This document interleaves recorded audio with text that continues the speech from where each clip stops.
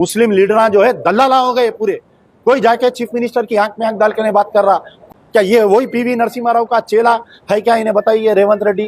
तो बहरहाल मुसलमानों की बहुत बुरे हालत है फिलहाल कि रमज़ान का जो मीटिंग होती थी, चंद्रबाबू नायडू जब चीफ मिनिस्टर था, रमज़ान चालू होने से 1.5 महीना पहले बाज़ाब्ता चीफ मिनिस्टर खुद एक मीटिंग करते थे, कंडक्ट करते थे, करके मुस्लिम एमएलएस को फ्रॉम ऑल पार्टीज, फिर सारे डिस्ट्रिक्ट के कलेक्टर्स को, एसपीस को, कमिश्नर्स को, ऑल एचओडीज, वाटर वर्क्स का एमडी, बल्दिया का कमिश्नर और आपके टीएसएसपीडीसीएल, एपी सीपीडीसीएल, तो पूरे all head of the departments को बुला के रमज़ान के इंतजाम के बारे में बातचीत होती थी और एक बजट सैंक्शन होता था और रमज़ान से पहले ख़त्म हो जाता था। जब से तेलंगाना बना, केसीआर साहब सीएम बने, वो मीटिंग ही कंडक्ट नहीं हुई, खाली वो मीटिंग हो रही थी बीआरएस के कुछ लोगों को बुला के, और कभी सीएम चेयर नहीं करे वो मीटिंग को। महमूद अली साहब बहैसियत deputy chief minister, Mahmood Ali साहब बहैसियत होम मिनिस्टर, एक मुस्लिम इजरा जो है, उन्होंने मीटिंग कंडक्ट करते थे, उनकी कोई सुनता नहीं था। अब हमारे को उम्मीद थी कि कम से कम ये चीफ मिनिस्टर आए रेवंत रेड्डी, मैनिफेस्टो में कई अच्छे बातें करे थे कि मुस्लिम डिक्लेरेशन लाता हूँ, 5,000 बजट देता हूँ, ओवरसीज स्कॉलरशिप मुसलमानों की बढ़ाता हूँ, दुल्हन स्कीम में सोना देता हूँ, जब मुस्लिम बच्चे को 10th पढ़ेंगे तो हम उनको 10,000 देंगे, इंटर पढ़े तो 20,000 देंगे, ग्रेजुएशन पास करे तो 35,000 देंगे, और फिर खाली इमाम मौजूनों की तनख्वाह नहीं बढ़ाएंगे, बल्कि हम जो दरगाहों के मुजाविर है, जो दरगाहों में खिदमत अंजाम दे रहे हैं, उनको भी हम इमाम मौजून के साथ तनख्वाह देंगे। बोले ये सारी बातें बाजू रख दीजिए, लेना देना तो छोड़ दीजिए, जो हमारा हुकूक है रमज़ान के इंतजाम का। आप बोलिए कि निज़ामाबाद में शहर यानी 4 बजे से 7 बजे तक कितनी ट्रैफिक जाम हो रही बताइए आप? कोई ट्रैफिक का कांस्टेबल रोड पे दिख रहा क्या बताइए?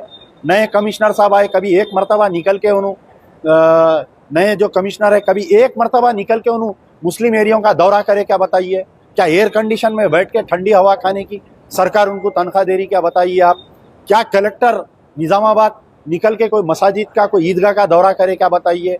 एक मोहम्मद अली शबीर साहब आए, देख लिए तीनों ईदगाहों को, चले गए, ख़त्म। और ख़ुद मोहम्मद अली शबीर के दौरे में ईदगाह कमेटी वाले बोल रहे हैं हम हमारे जेब के पैसों से हम काम करवा लिए। ये कितनी शर्मिंदगी की बात है बोलिए आप? सरकारें कह के लिए क्या खाली गणेश, होली, आपके बतकम्मा, रामनवमी, हनुमान जयंती के वास्ते है, रमज़ान के वास्ते नहीं है, बकरीद के वास्ते नहीं है क्या बताइए? अब रमज़ान ख़त्म हो जाता, अब जुल्म सितम फिर शुरू हो जाता जानवरा पकड़ने का। क्या किसी में हिम्मत है जाके चीफ मिनिस्टर के आंख में आंख डाल के बात कर सकता बताइए आप? मुस्लिम लीडर जो है दल्लाला हो गए पूरे। कोई जाके चीफ मिनिस्टर की आंख में आंख डाल के बात कर रहा, कोई डेलीगेशन मुसलमानों का जाके डीजीपी से ये नहीं पूछ रहा कि क्यों भाई बकरीद आते ही आपको ये क्रूरल्टी टू एनिमल एक्ट क्यों याद आता बोल के नहीं पूछ रहा। हज़ारों लाखों रुपए के जानवर पकड़ ले रही, हमारे ड्राइवरों को मार रही, कारीगरों को मार रही, कुरैशी कम्युनिटी दुनिया का परेशान है। तो एक रमज़ान का मसला नहीं है, 18 महीने में एक मुसलमान वजीर नहीं है हमारे कने, बताइए आप कितनी बदबख्ती है हमारे मुसलमानों की। क्या हम इसलिए कांग्रेस को वोट दिए? हम पीवी नरसिम्हा राव की कांग्रेस को वोट नहीं दिए, हम राहुल गांधी, प्रियंका गांधी, सोनिया गांधी की कांग्रेस को हम वोट दिए। क्या मतलब पीवी नरसिम्हा राव में, राहुल गांधी में फर्क है नहीं है बताइए आप? क्या ये वही पीवी नरसिम्हा राव का चेला है क्या? इन्हें बताइए रेवंत रेड्डी। तो बहरहाल मुसलमानों की बहुत बुरे हालत है फिलहाल। आपका जुमला है कि निज़ामाबाद में बहुत खायदीन, अल्लाह का दिया इतने बड़े लोग हैं निज़ामाबाद में, कई लोग खारे खैर का भी काम करते हैं निज़ामाबाद में। रमज़ान में आप जब घूमेंगे तो हर घर के बाहर आपको एक मजमा दिखेगा, बुरखापोश ख़वातीन दिखेंगे, लेकिन पर्टिकुलरली इमाम और मौज़न को देना बोल के बहुत कम लोगों की सोच। अक्सर लोग ये सोचते कि भाई इमाम मौज़न को जिम्मेदारी जो है मस्जिद के कमेटी की है, मस्जिद के कमेटी की नहीं है, हर मुसल्ली की जिम्मेदारी है इमाम मौज़न को देखना।